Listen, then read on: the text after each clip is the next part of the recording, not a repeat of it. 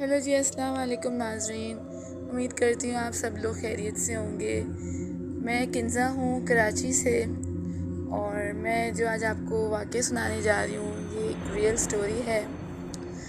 वाक़या कुछ ऐसे है कि ज़रा पुराना वाक़या है, मेरी पप्पो के साथ ये वाक़या हुआ है।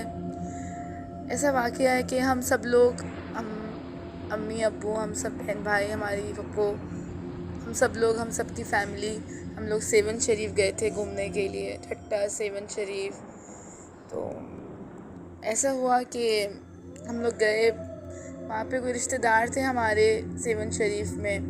तो पहले तो हम उनकी तरफ गए, फिर हम वहाँ मज़ार शरीफ पे भी गए, वहाँ भी हमने हाज़री दी, सलाम किया। फिर उसके बाद हम अपने रिश्तेदारों की तरफ चले गए।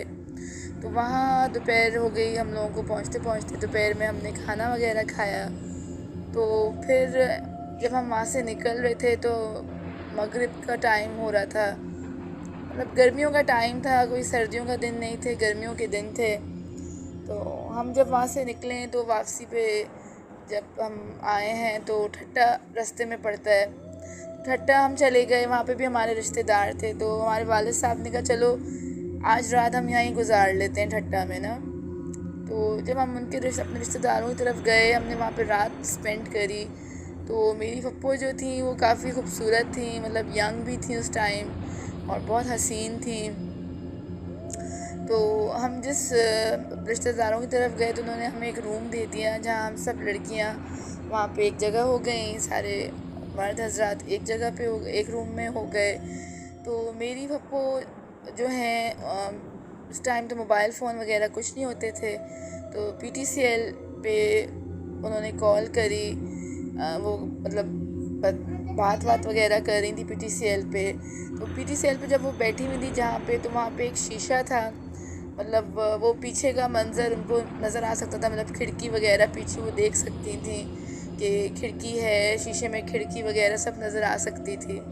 तो जब वो फ़ोन पे बात कर रही थी तो वो कहती हैं कि मैंने देखा कि खिड़की में कोई आदमी खड़ा है लेकिन उसका सर नहीं है, मतलब वो कोई सरकटा आदमी खड़ा हुआ है। तो पहले तो उनको कुछ समझ नहीं आया, वो फ़ोन पे बात कर रही थी। लेकिन जब उन्होंने फ़ोन रखा तो फिर अगेन उन्होंने देखा कि वो सरकटा आदमी खड़ा हुआ है। फिर भी वो उनको कुछ समझ नहीं आया।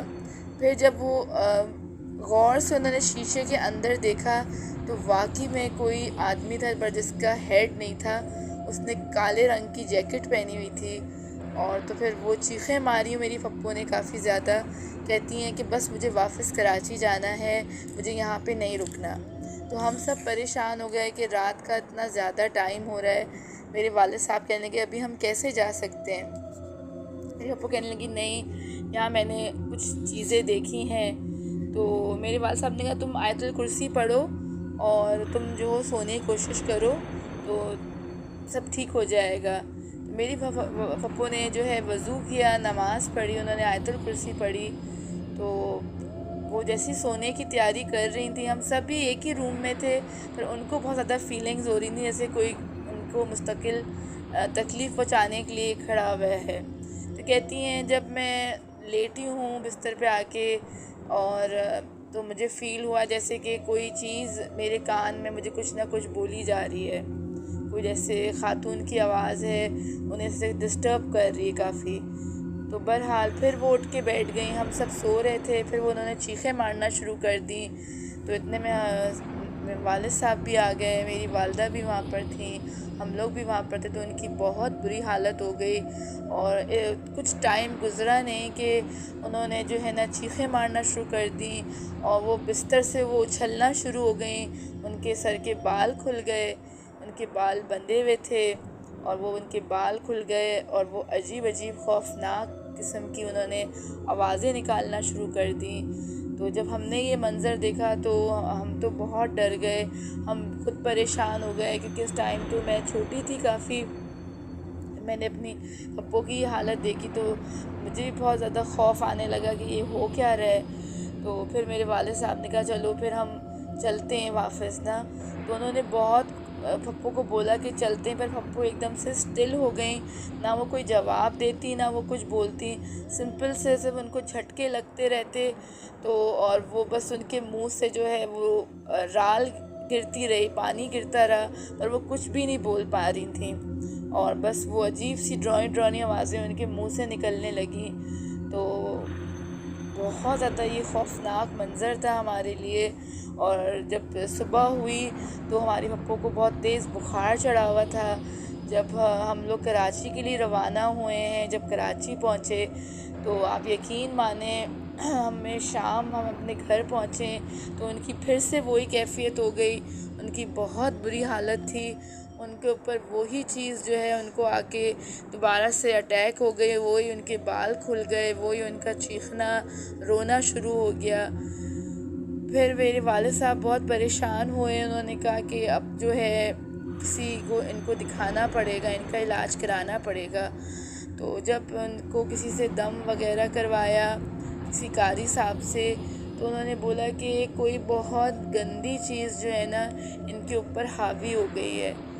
तो बहरहाल उनको दम वगैरह कराया तो कुछ दिन गुज़रे तो वो बेहतर होना शुरू हो गई। लेकिन बस वो यही कहती थी, हर वक्त उनका यही कहना था कि कोई खिड़की के बाहर खड़ा हुआ है आदमी जिसका सर नहीं है। बस उनको हर वक्त वही चीज़ तंग करती थी, बहुत परेशान करती थी। लेकिन आहिस्ता आहिस्ता ये कि जब दम वगैरह करवाया तो वो बेहतर होना शुरू हो गई। लेकिन अभी भी वो मतलब उनकी शादी हो गई, उनके बच्चे हो गए, लेकिन वो अभी भी फ़ील करती जैसे कोई उनके साथ है।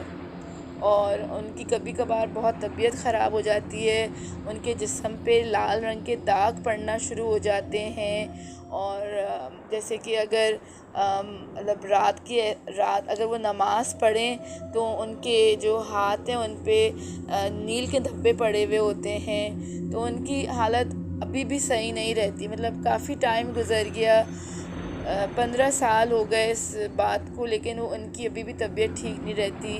और दम वगैरह हम प्रॉपर करवाते हैं, उनके हस्बैंड जो है उनको प्रॉपर लेके जाते हैं दम दुरूद के लिए।